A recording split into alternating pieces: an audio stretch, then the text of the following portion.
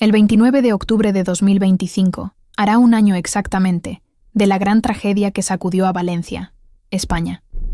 Fue un día que siempre estará en la memoria de todos y que jamás podrá ser olvidado.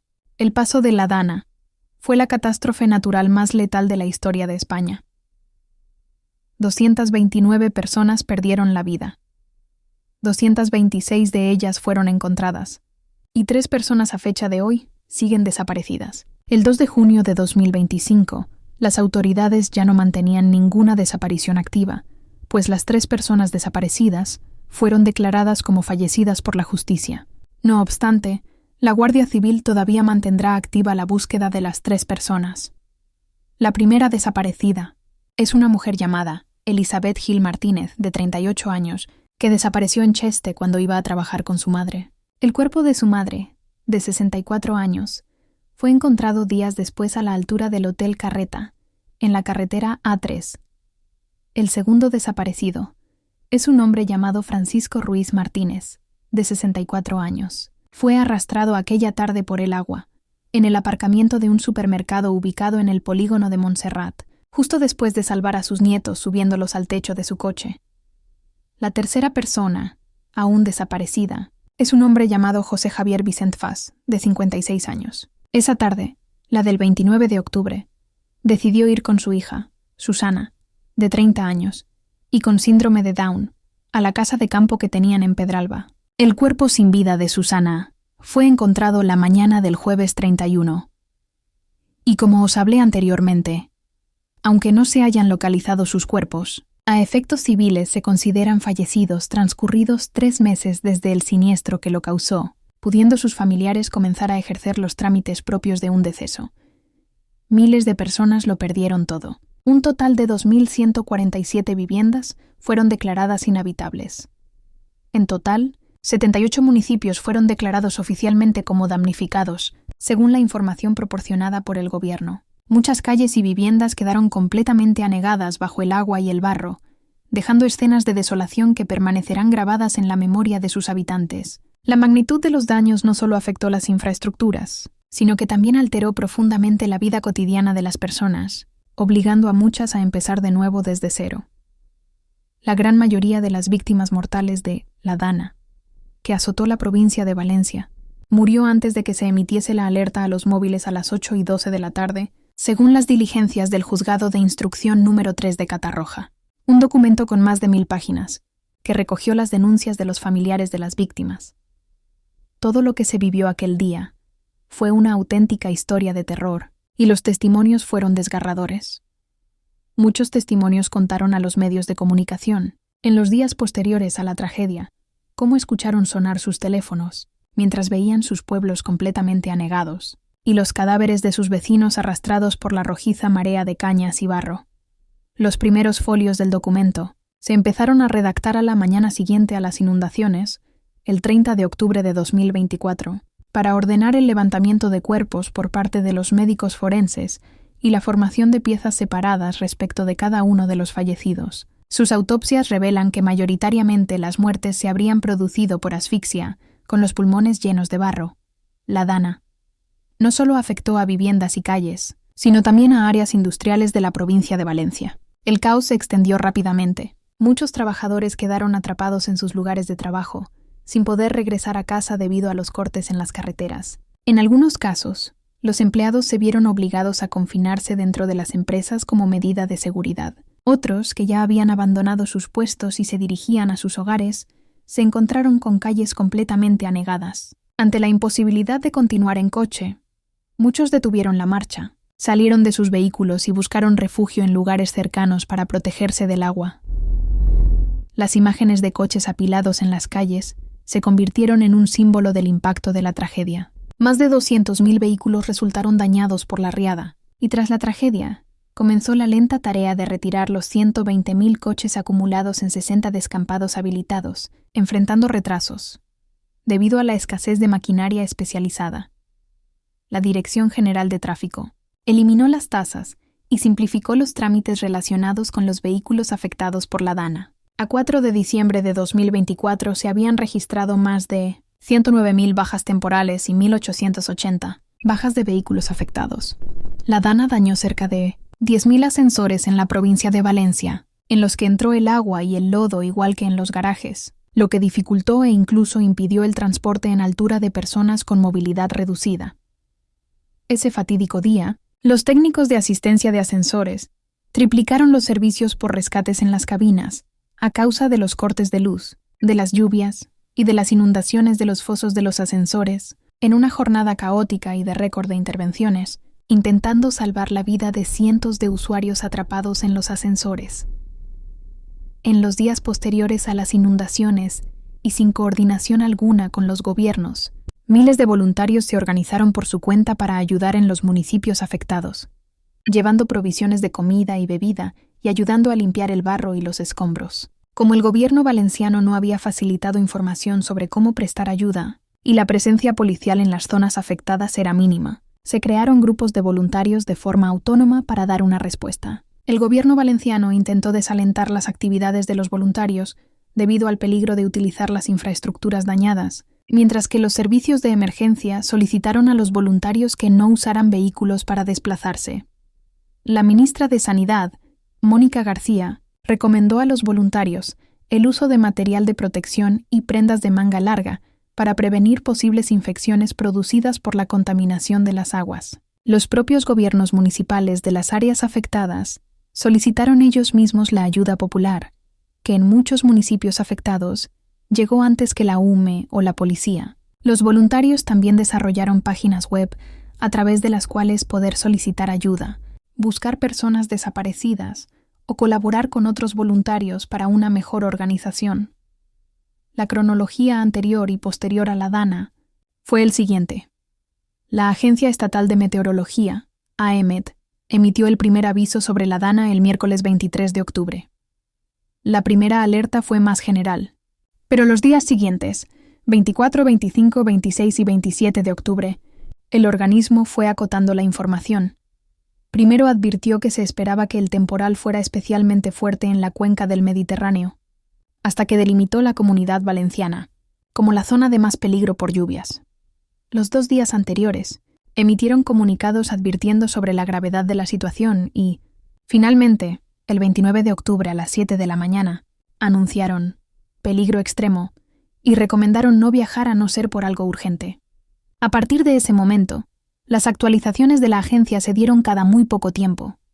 Con la máxima alerta, ya sobre el litoral del este español, a media mañana, empezaron a circular imágenes de calles inundadas en distintas zonas de la provincia de Valencia, mientras el dirigente regional, Carlos Mazón, ocupó su mañana con diferentes actos institucionales ajenos a la Dana. En paralelo, los equipos de rescate locales llevaron a cabo los primeros rescates y, en torno a las 11:30 de la mañana, se produjo un hecho crucial en las inundaciones: el desbordamiento del barranco, o precipicio poco profundo del Pollo, en la localidad de Chiva. Más tarde, el barranco se desbordó en otras localidades, como Torrent, Picaña, Paiporta, Benetúser, Sedaví, Massanassa y Catarroja, con inundaciones y corrientes que se llevaron la vida de varias personas por delante. A partir de las 6:30 de la tarde, los daños comenzaron a notarse y mucho, ya que la subida fue de 2.000 metros cúbicos por segundo, y la pesadilla empezó para muchos valencianos. Y es que la rapidez de las inundaciones a partir de las 6:30 de la tarde en varias localidades fue totalmente incontrolable y muy peligroso. Pero, a pesar de que en muchas localidades las inundaciones ya eran evidentes, las alertas no llegaron a los dispositivos móviles de los ciudadanos hasta las 8:12 de la noche, 12 horas después de la advertencia de la AEMET. A esa hora, muchos ya estaban luchando por sus vidas, e incluso empezaron a despedirse de sus familiares. Entonces, ¿por qué tan tarde? Varios medios de comunicación, expertos en sucesos y politólogos, han intentado rastrear los pasos de Carlos Mazón, mandatario del gobierno regional. Los medios locales señalan que el presidente no llegó a la reunión de emergencia por el temporal hasta las 7:30 de la tarde. Por eso, la alerta no se mandó hasta casi 45 minutos después. Salomé Pradas, encargada de gestionar las emergencias a nivel regional, reconoció que no sabía de la existencia ni del funcionamiento del sistema de alerta masiva a los ciudadanos hasta esa misma tarde. A la hora que saltó el aviso al móvil, cientos de personas estaban luchando por sobrevivir. Algunos ayudaron a gente que se iba a ahogar, e incluso personas ayudaron a subir a sus balcones a personas que estaban completamente en peligro. Otros tantos intentaron localizar a sus seres queridos en medio de los cortes de la señal móvil por el temporal. Una situación de angustia para los vecinos, que se prolongó durante toda la noche. Hasta el día siguiente, no se pudo ver la magnitud real y el nivel de devastación. ¿Por qué se inundaron algunas zonas y otras no? Para entender estos fenómenos como lo que pasó, primero tenemos que entender la historia de la ciudad. Valencia, antes de ser una ciudad romana, ya tenía asentamientos de población. Y es que su ubicación, próxima al mar y la desembocadura del río Turia, era un enclave perfecto para el desarrollo de la sociedad y del comercio. Si nos fijamos en otras ciudades europeas, por ejemplo, vemos cómo también están formadas alrededor de ríos, o están atravesadas por ellos, como por ejemplo Barcelona, París, Londres, Viena o Zaragoza. Sin embargo, a pesar de la fertilidad de la tierra en estas zonas, la lluvia puede provocar la desembocadura de estos ríos. Además, en el caso concreto de Valencia, esta está construida sobre una llanura aluvial, convirtiéndola en una zona con gran riesgo de inundación. Su orografía, plana y con un cauce, es la causante de este fenómeno. Por último, cuando el cauce de un río baja lleno a causa de las fuertes lluvias y coincide con un temporal marítimo, como pasaron en esos días, el agua del río no puede desembocar correctamente en el mar, ya que las olas lo impiden, así que tenemos una doble combinación que provocan que Valencia sea propensa a las inundaciones. Ahora que sabemos qué dos factores principales hacen que Valencia sea propensa a las inundaciones, la segunda pregunta a responder es: ¿por qué se ha inundado la periferia de la ciudad y el centro se ha salvado? Aquí, otra vez, tenemos que volver a recorrer a la historia. La Dana, del 2024, no ha sido el primer fenómeno catastrófico en los últimos años. Hace 70 años, en 1957, después de un episodio de lluvias intensas, se desbordó el río Turia en su desembocadura con el mar, es decir, en la ciudad de Valencia. Este episodio se conoce como la Gran Riada de 1957. La riada provocó un auténtico caos, y hubo decenas de pérdidas materiales y humanas. Para evitar que esto volviera a pasar, se puso en marcha el Plan Sur. Su objetivo era desviar el cauce del Turia para evitar futuras tragedias. Así que se construyó un nuevo cauce que, en vez de atravesar la ciudad, la rodeaba. Ahora, por donde antes pasaba el río, hay un parque, el Jardín de Turia, que se fundó en 1986. De esta manera, la ciudad de Valencia quedó protegida de las posibles futuras inundaciones. Sin embargo, los pueblos colindantes a la zona sur de la ciudad, separados por este nuevo cauce, han sufrido graves inundaciones. Esto se debe no a que el nuevo desvío del Turia no haya funcionado, sino que se desbordó el Barranco del Pollo, que pasa por el centro de Aldaya, de Picaya, de Paiporta, de Catarroja y Massanassa, y desemboca en la Albufera. Este barranco también se desbordó en 1957, pero en ese momento no había tantas fincas como ahora, y solo se mejoró una pequeña zona en Catarroja.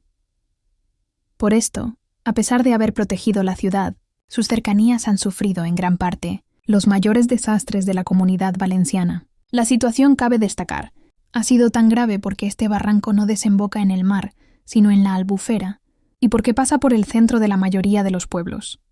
El 6 de noviembre de 2024, la Guardia Civil detuvo a 107 personas que habían aprovechado la catástrofe para robar. El Cuerpo Nacional de Policía arrestó en una sola noche a 20 individuos por pillaje en la zona cero, afectada por la Dana.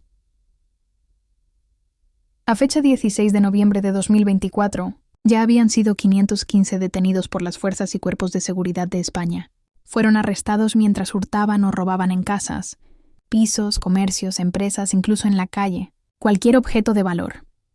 El 14 de febrero de 2025, la Policía Nacional detuvo en Burriana a un hombre por estafar presuntamente más de 32.000 euros a personas afectadas por la Dana, que le contrataban para la reconstrucción de sus casas cercanas a un barranco de torrente. Casi un año después de la devastadora Dana, del 29 de octubre de 2024, el balance de las ayudas económicas prometidas por el Gobierno central revela un panorama preocupante.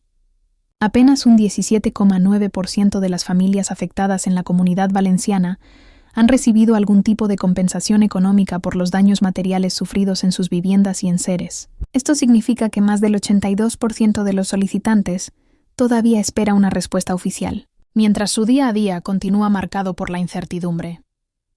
De acuerdo con los últimos datos publicados, solo 7.497 familias han podido acceder a las ayudas de primera necesidad.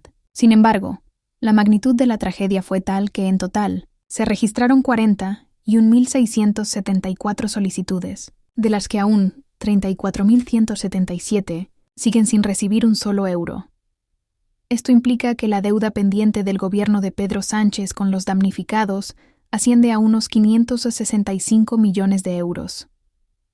Para muchos vecinos, las ayudas estatales eran la única vía para rehacer sus vidas y afrontar la reparación de sus viviendas, pero la lentitud en los trámites administrativos ha convertido lo que debía ser un alivio en una fuente de frustración. Los afectados denuncian que, pese a las promesas iniciales, el proceso de pago de las ayudas se ha visto enredado en retrasos, modificaciones de cifras y una burocracia interminable. El gobierno reconoció en un primer momento más de 43.000 solicitudes, pero meses después revisó a la baja ese número, lo que ha generado todavía más desconcierto entre las familias que reclaman certezas. Cada mes que pasa sin que se liberen los fondos pendientes, se agrava la situación de hogares que tuvieron que recurrir a créditos personales, préstamos de familiares o incluso a abandonar sus viviendas sin poder hacer frente a las reparaciones. A falta de poco más de un mes, para cumplirse el primer aniversario de la catástrofe, los vecinos afectados por la Dana siguen reclamando soluciones reales y no solo cifras en los balances oficiales. Mientras tanto, la deuda pendiente del gobierno con las familias valencianas se mantiene como un recordatorio constante de que la reconstrucción no solo depende del esfuerzo individual de los damnificados, sino también del cumplimiento de los compromisos institucionales. Y hasta aquí el vídeo de hoy, que estoy segura que al recordar todo lo que sucedió os habrá dado un vuelco en el corazón, porque fue terrible para toda la sociedad española. Os recuerdo que si aún no estás suscrito a mi canal, me harías un gran favor si lo hicieras. También aprovecho una vez más para daros las gracias por seguirme cada día. Si os gusta mi contenido, dame un me gusta al vídeo y deja un pequeño comentario, ya que me ayudas mucho. Hasta el próximo vídeo, amigos.